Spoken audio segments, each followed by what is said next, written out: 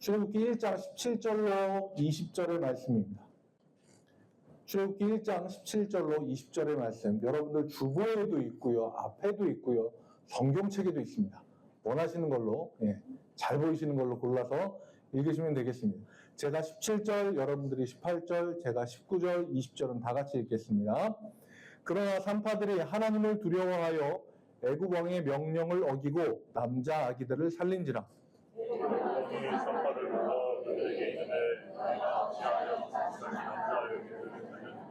산파가 바로에게 대답하되 히브리 여인은 애굽 여인과 같지 아니하고 건장하여 산파가 그들에게 이르기 전에 해산하였더이다 하매 하나님이 그 산파들에게 은혜를 베푸시니 그 백성은 번성하고 매우 강해진다. 아멘. 오늘은 하나님의 약속 생명이라고 하는 제목으로 같이 출애굽기 말씀을 볼 텐데요. 기억이 안 나시는 분들을 위해서 제가 잠깐 정리를 해드리자면, 지난 1월 달에는 제가 장자 1교회라고 하는 큰 타이틀을 가지고 창세기에 있는 중요한 장자들의 이야기들을 함께 살펴봤습니다.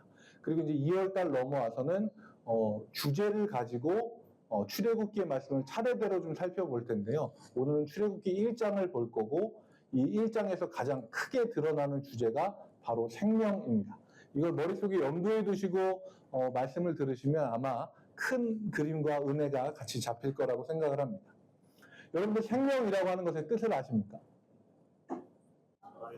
살아있는 거. 네. 한문으로 보면요. 한문 한번 보여주시겠어요? 네. 나의 생자의 목숨 명자거든요. 이게 생명인데 이걸 조금 다르게 말씀하시는 분들이 있어요. 한문으로 똑같습니다. 그런데 명자에 어떤 뜻이 있냐면 명령, 명자가 있어요. 명령, 명이라고 하는 뜻이 있습니다. 그래서 살라고 하는 명령이다. 이거는 하나님이 우리에게 살라고 하신 명령이다 라고 뜻을 해석하시는 분도 계시더라고요. 저도 여기에 동의합니다. 그래서 우리는 생명은 어떤 일이 있어도 우리가 쉽게 포기해야 되는 내 것이 아니라 하나님이 우리에게 주신 명령입니다. 그런데 드라마 같은 거 보면 그 철부지 없는 이 철 안 된 자녀가 부모님한테 대들면서 이렇게 얘기하는 장면들이 있죠. 내가 태어나고 싶어서 태어났어. 날 태어나게 했으면 책임져야 될 거 아니야. 막 이렇게 얘기하는 철없는 이 자녀들의 모습이 나오기도 하는데요. 사실 이거는 진짜 철없는 이야기입니다. 명령, 이거를 명령으로 받는다라고 한다면 내가 어떤 조건과 상황과 여건이 맞았을 때 그걸 내가 듣고 안 맞으면 안 듣고 하는 게 아니라 어떤 상황과 여건에서든 꼭 지키고 해야 되는 게 명령인 거죠.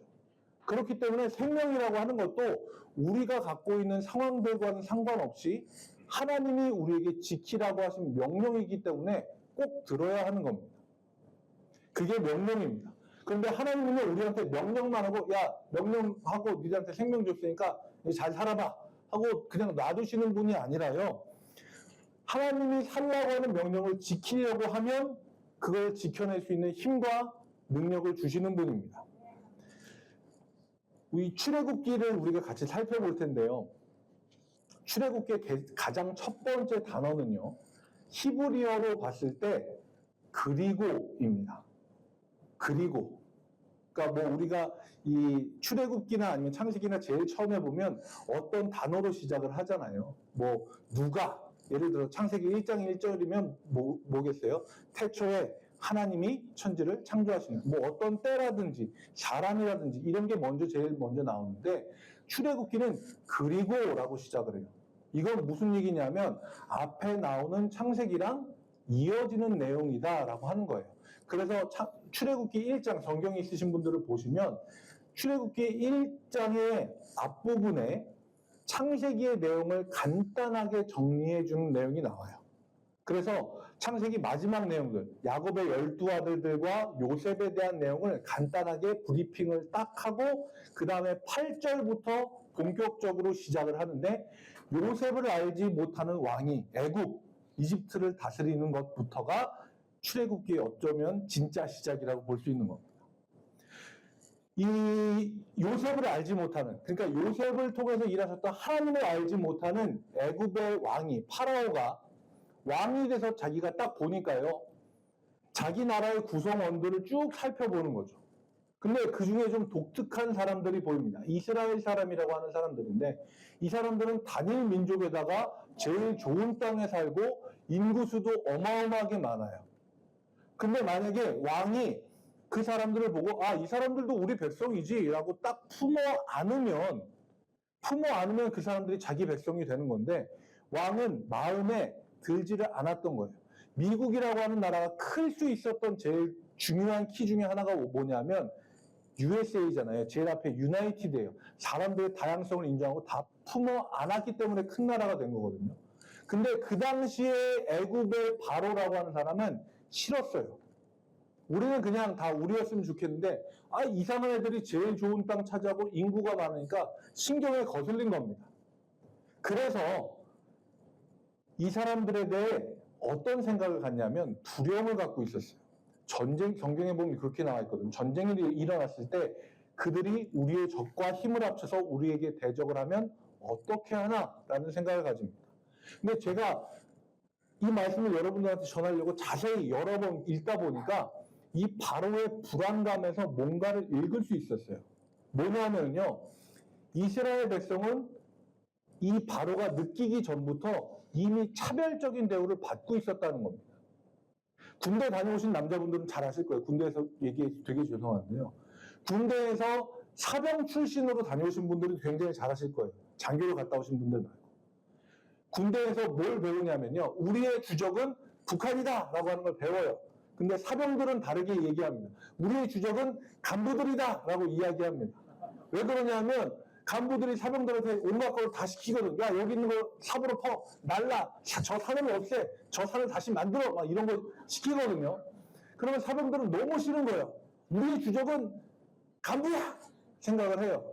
그래서 자기네들끼리 뭐라고 얘기하냐면 전쟁만 나봐라, 내가 저놈 가만히 두나, 이 얘기를 해요. 진짜로. 그런데 그 얘기를 하면서도 그 안에서도 차이가 있어요. 병장이 있고 쫄병이 있잖아요. 병장은 자기도 마음에 캥겨서 쫄병한테 뭐라고 얘기하는 줄 아세요? 야, 근데 전쟁 나면 너 나한테 해코지 하면 안 된다? 이렇게 얘기해요. 왜냐하면 불안한 거예요. 자기가 이렇게 얘기한 거 듣고 얘도 나한테 어떻게 할까 봐. 왕의 마음이 딱 그랬거든요. 애초에 간부가 사병 중에서도 병장이 쫄딱으로 제대로 대우를 안 해주니까 불안한 거예요. 그것처럼 이 왕도 이스라엘 사람들을 볼 때 전쟁이 났을 때 쟤들이 우리에게 적대적으로 하면 어떡하지? 이 말 속에 뭐가 있냐면 이미 이스라엘 사람들은 차별적인 대우를 받고 있었다는 거예요. 일반 이집트 사람보다 낮은 위치였다는 거예요. 이거를 받침해 줄 수 있는 이야기가 하나가 더 있는데요. 그래서 이 이스라엘 사람들은 좀 압박해야겠다라고 생각을 해서 국고성 비돔과 람셋이라고 하는 것을 건축하는데 이 사람들을 노예로 동원합니다. 근데 아무런 이야기가 없어요. 그냥 노예로 동원했다. 핍박을 받았다. 예요. 이것도 제가 자세히 여러 번 읽다 보니까 이상한 겁니다. 뭐가 이상하냐면요.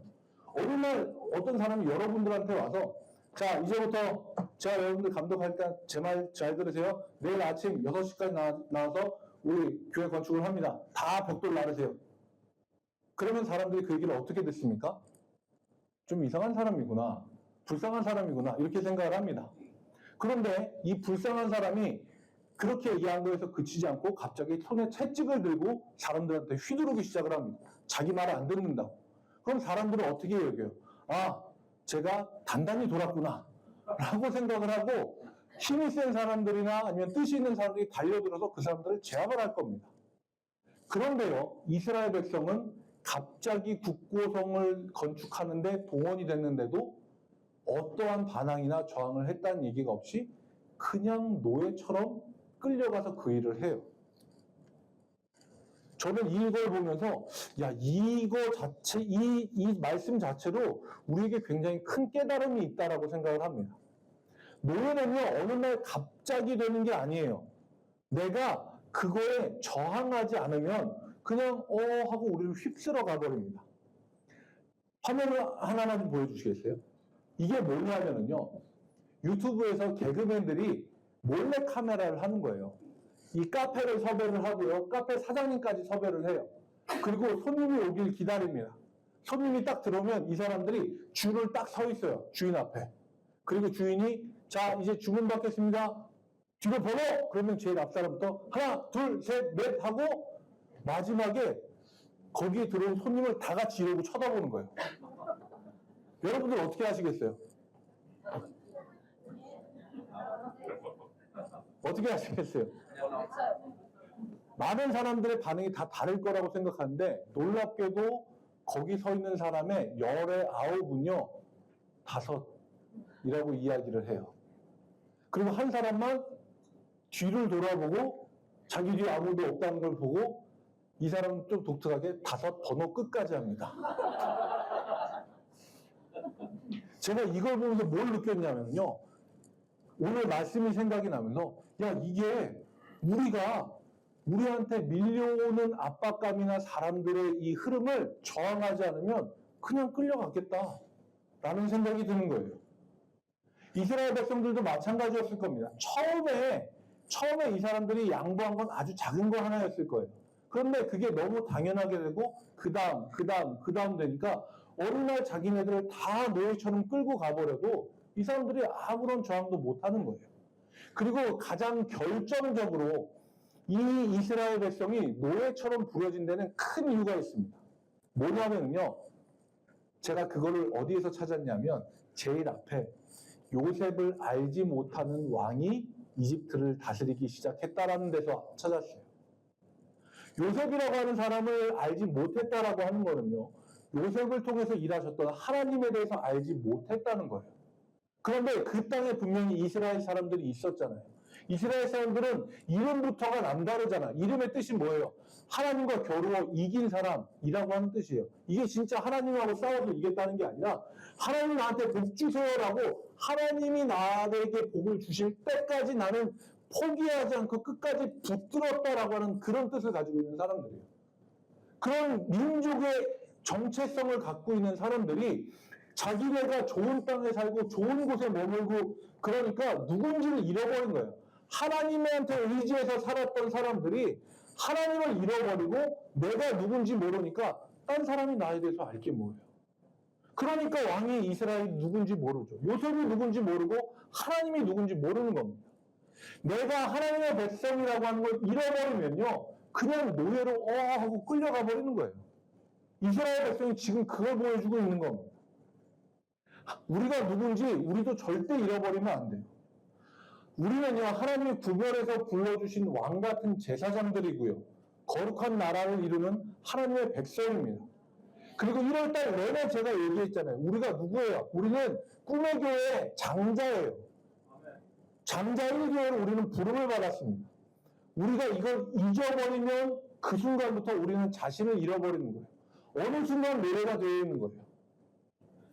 우리가 누군지 스스로도 잊지 않고요. 우리 주변에 있는 모든 사람들이 우리가 누구인지 알도록 우리는 행동하면서 우리를 지켜나가야 합니다. 그런 장자 1교회 여러분들이 되시길 주님의 이름으로 축복합니다. 노예 정책으로요. 바로가 이스라엘 사람들을 압박을 했습니다. 근데 그게 통하지가 않잖아요. 이스라엘 사람들이 점점 더 번성을 했어요. 그런데 그래서 이 바로가 정책을 좀 바꾼 게 뭐냐면 산파, 말 그대로 이제 아이를 낳을 때 도와주는 사람들 둘을 부릅니다. 식부라고 부하라고 하는 사람 두 사람을 불러서 이야기를 해요. 남자아이면 몰래 죽이고 여자아이면 살려라.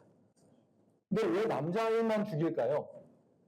이거는 그냥 뭐 씨를 말린다라고 하는 의미도 있지만 결정적으로는 전쟁이 일어나거나 분쟁이 일어났을 때 무력화시킬 수 있는 말 그대로 힘을 가진 사람들을 죽이겠다는 뜻이거든요.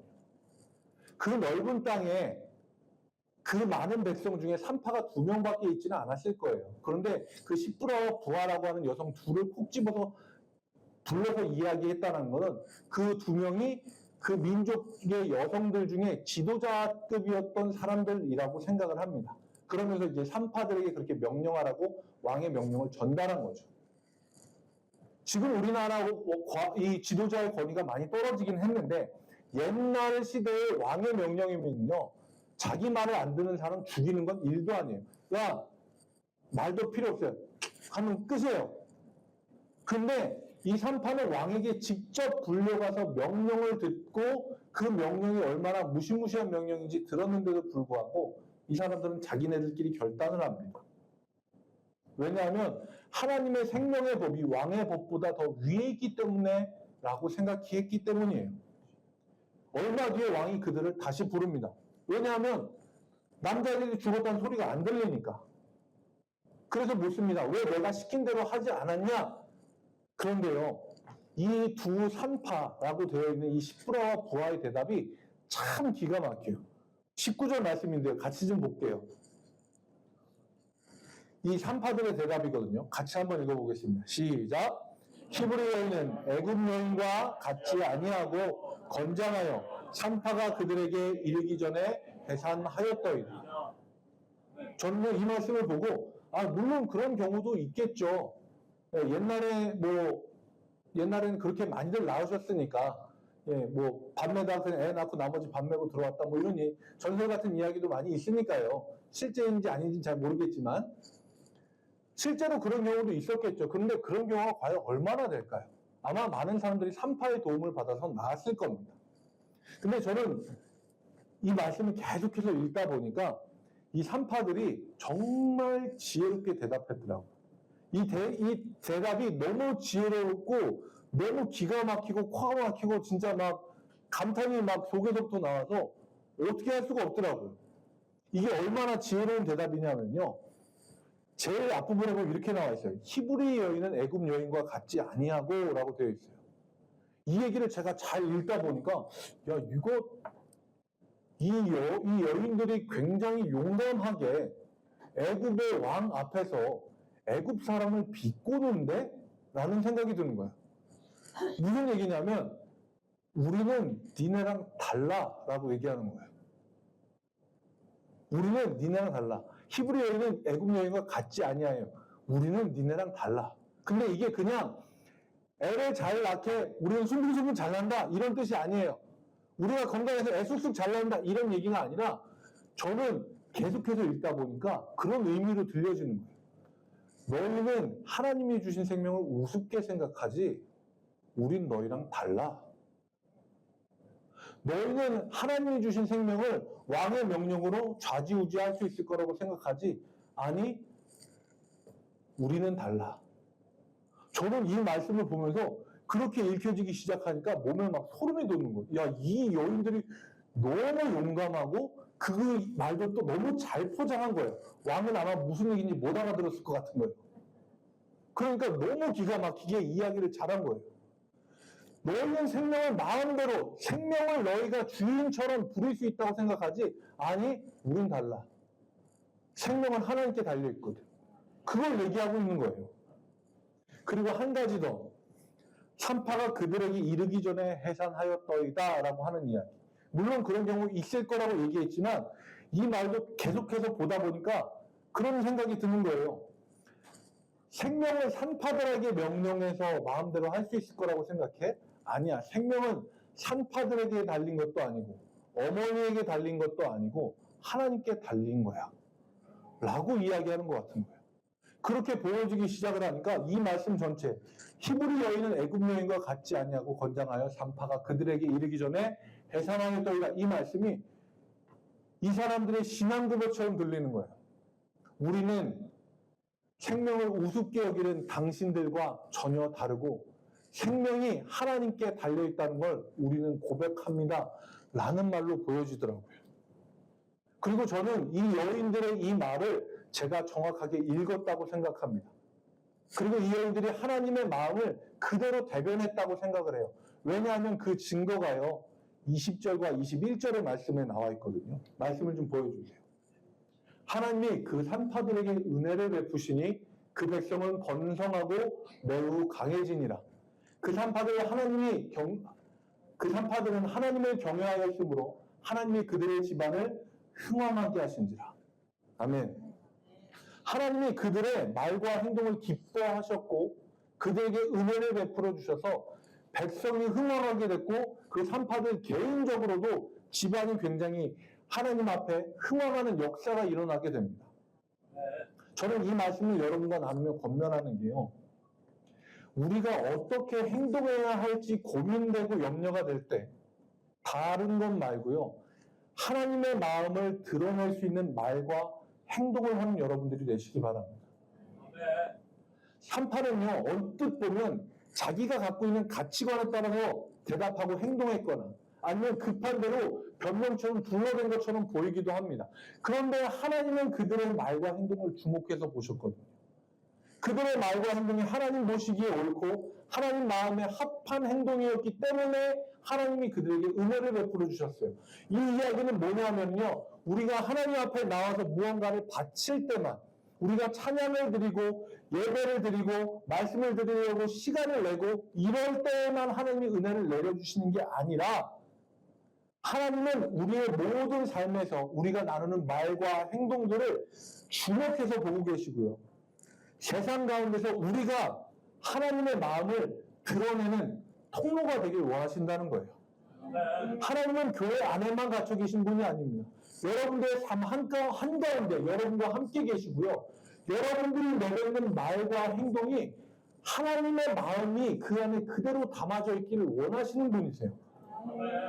저는 그래서 사랑하는 일교회 여러분들이 하나님의 그 기대를 충족시켜드리고 기쁘게 하기 위해서 여러분들의 말과 행동을 다듬고 다듬어서 하나님의 마음에 딱 맞고 정말로 하나님이 여러분들의 삶을 보면서 기대하고 계실 때 그 마음이 시원케 하는 그런 은혜가 역사가 여러분들 삶 가운데 함께 하시길 축복합니다. 우리가 그렇게 행동할 때요. 하나님은요. 우리가 복 달라고 하나님 우리에게 뭐 해달라고 기도하지 않아도 산파들에게 하셨던 것처럼 그들의 집안을 흥왕하게 하는 복이 우리 가운데도 임할 줄로 믿습니다. 그 산파들의 행동 이후에 어떤 일이 일어납니까? 좀 더 끔찍한 일이 일어납니다. 22절 말씀을 보면요. 이렇게 되어 있어요. 바로가 그의 모든 백성이 명령하되 아들이 태어나거든 나일강에 던지고 딸이거든 살려두라라고 이야기합니다. 이제는 산파들을 통해서가 아니라 백성들한테 그냥 명령을 하는 거예요. 아이 낳았어? 아들이야? 죽여. 나일강에 던져. 악어갑으로 던져. 물에 수장시키는 없애라고 끔찍한 명령을 내리는 거예요. 왕에 의해서 아이들을 죽이라는 명령이 떨어졌는데 우리는 이 장면을요. 신약 성경에서 한 번 더 보았어요. 그렇죠?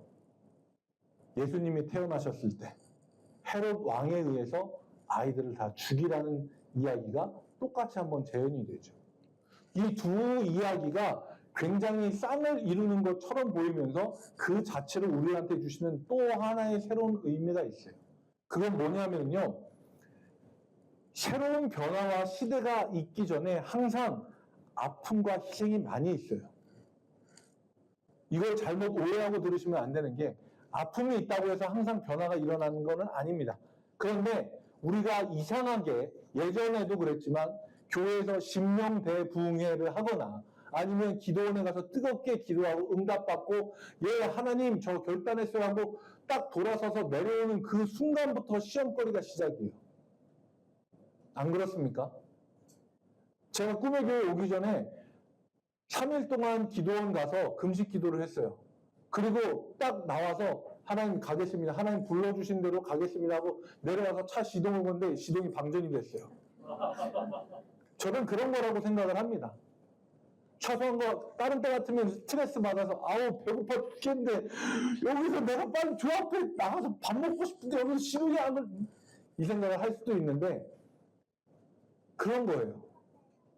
우리가 항상 하나님 앞에 은혜를 많이 받거나 혹은 내 앞에 큰 하나님의 뜻이 이루어지기 직전에 항상 희생과 아픔이 따르는 일들이 있어요. 지금 아픔과 괴로움이 우리 앞에 가득 있다면요. 그게 견디기 힘들 정도로 심하다면 하나님이 예비하신 변화의 시기는 멀지 않았습니다. 해가 뜨기 직전에가 가장 어두운 법이에요. 우리에게 아픔과 괴로움이 있다면 그 정도가 매우 심하다면 하나님이 계심을 의심할 정도라면 곧 멀지 않았습니다.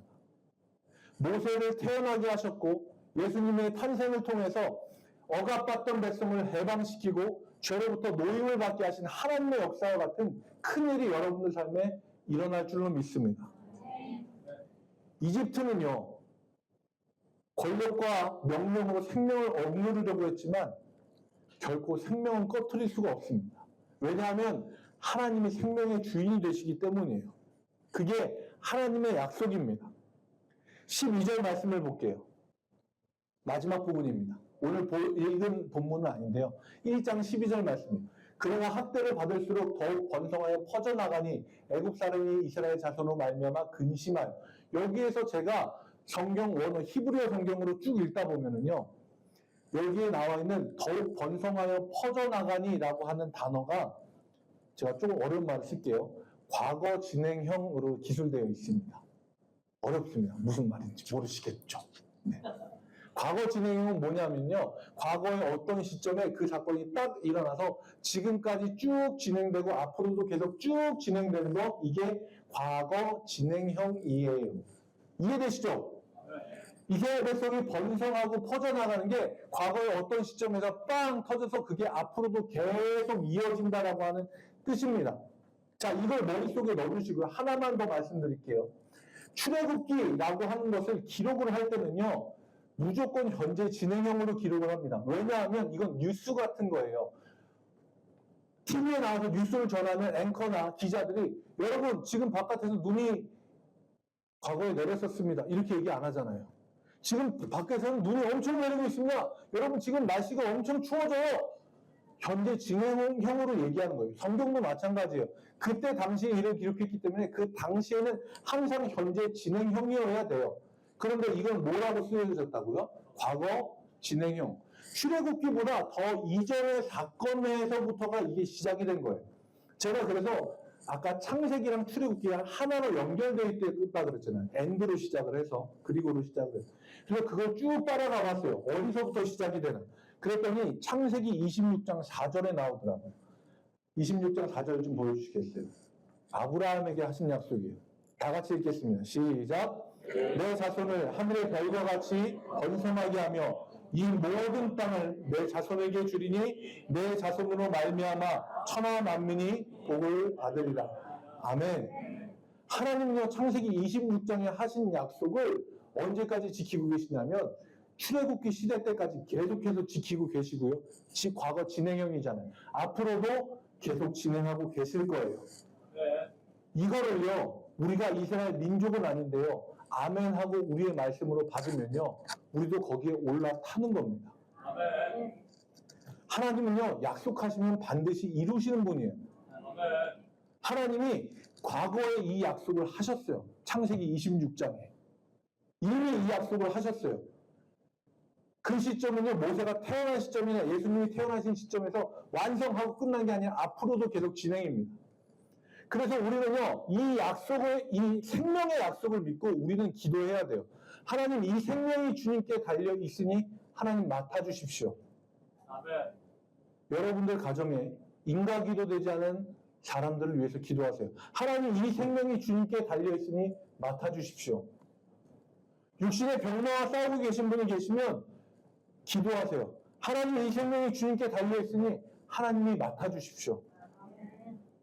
그러면요, 생명을 번성하게 하고 천하 만민이 복을 받겠다고 약속하신 하나님이 반드시 기억하시고 그 약속을 지키시리라 믿습니다. 이 믿음으로 승리하고 생명을 살리고 지켜가는 장자일교회 성도님들이 되시길 주님의 이름으로 축복합니다. 우리 함께 같이 찬양하고 기도하겠습니다.